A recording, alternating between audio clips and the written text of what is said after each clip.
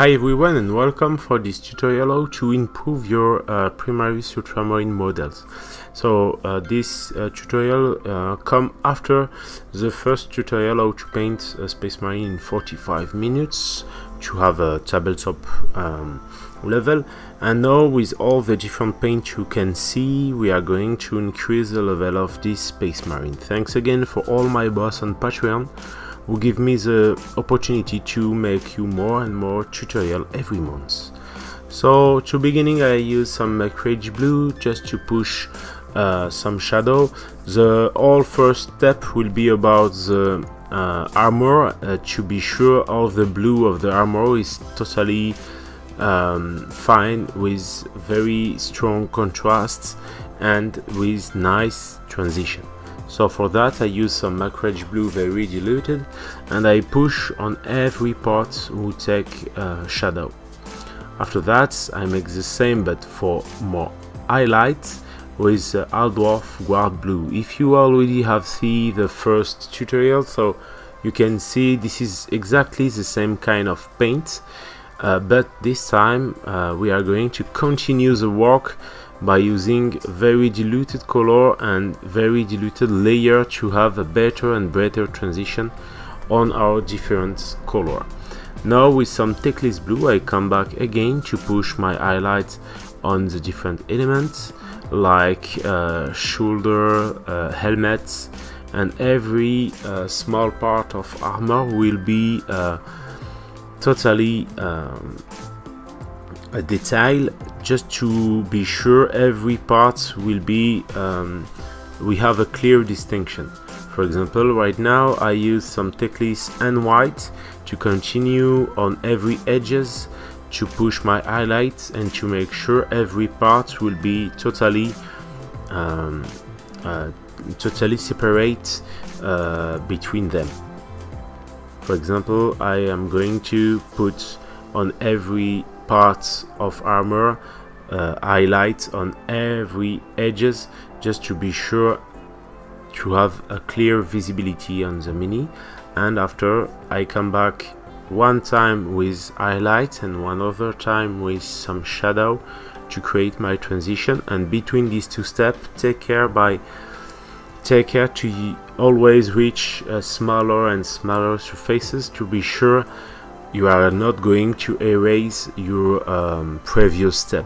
Now with more white, a lot of white and just a little bit of Teclis, I come back to push again my highlight with some line of color and some point. And sometimes I am going to create some point and some line just to simulate the reflection of light on the armor. For that, if you don't know where you can put this, you just have to take a look to your miniatures, just primed in white or in black, just under the light, just to be sure you are going to see the different reflection. If you don't remember it, just take a pictures just under the light so you can see the different parts and the different line of reflection, and you can exaggerate it to be sure you have a nice effect. So now just with only white but very diluted I make my highlight, and now again I come back just to make my transition like that. And by making it a lot of time with very diluted color and by using just a little bit point of light and line of white, we are going to have very more powerful armor and with strong contrasts and a very nice transition. Now with some black and some Macrage I'm going to create more and more contrast again, and I clearly separate the different elements once again just to be sure the light will be very powerful because shadow is strong. This is pretty important. So now I come back on the leather. For that I'm going to use some very diluted black. You can always use diluted black with the blue we already used. That can work on the leather, but for the moment I use that. And now I'm going to dilute my leather brown with a little bit of white color just to push more highlight on the leather and create some kind of texture on the leather. For that, I'm going to use the imperfections, the different line and point I'm going to put on this leather to create, to push more life in this part. Now with more white and just a little bit leather brown, I come back and I make a second highlight on every part, and I try to push in focus on the edges, because this is the part where the leather will be the more texture, the more there are more life. And I continue just with some sienna color from Pro Color by making some very diluted layer just to push more a little bit more shadow and a more deep effect into my leather. I make the same with some dark sea blue, and to finish I come back with a little bit white to push again and again my different contrasts, first on my non-metallic metal, but by the way on the leather too. You don't need to have very a lot of color on your brush.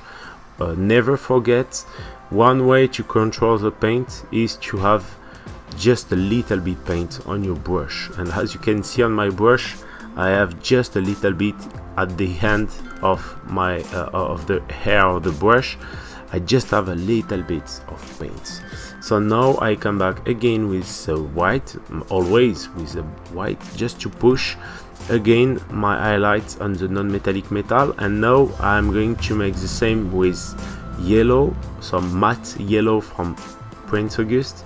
My objective is simple, because I want to have a very strong contrasts on my gold non-metallic metal.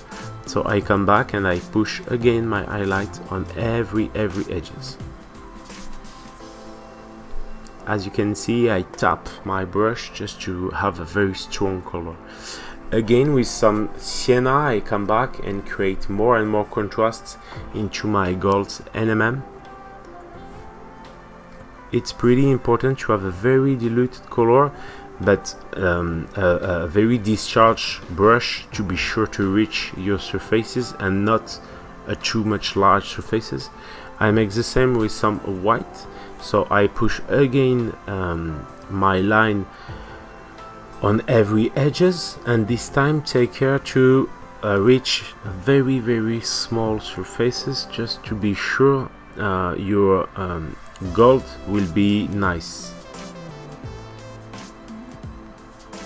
I come back with black just to push again more and more contrast. Just some few points, no more. And by the way, I can always make at this moment my different distinction between my different elements.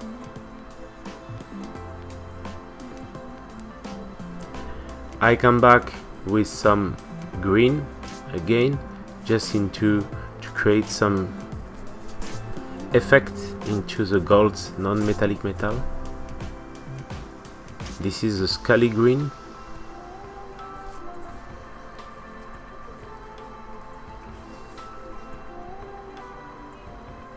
And a little bit more white this time on every part of NMM color, just to push once again my contrast to have something very strong.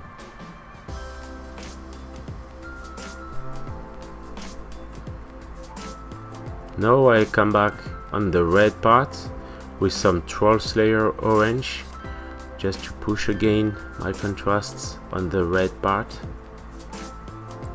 by pushing highlights on the edges. After that I mix just a little bit white on my Troll Slayer orange, and with that I'm going to focus on some few parts of the edges.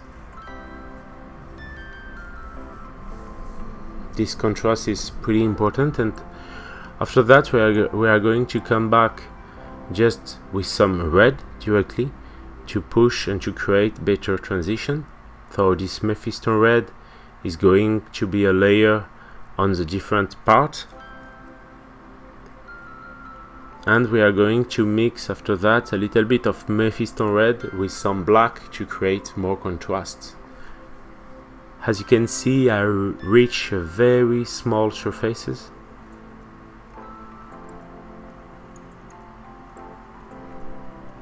It's pretty interesting to paint a tabletop miniatures and after upgrade it to something better. Try it from your side, that's the best way to progress. So now the last point of highlight with some white color just to finish. And thanks again for watching. I really hope you enjoyed this tutorial. Don't hesitate to subscribe to the channel, to follow me on Facebook and Instagram to see the next tutorial I will show you, and to support me on Patreon if you want some direct personal advice. That will be a pleasure. By the way, if you have any question, just put it in the comments. I will come back to you as soon as possible. Thanks again for watching and see you soon for the next tutorial. Bye bye.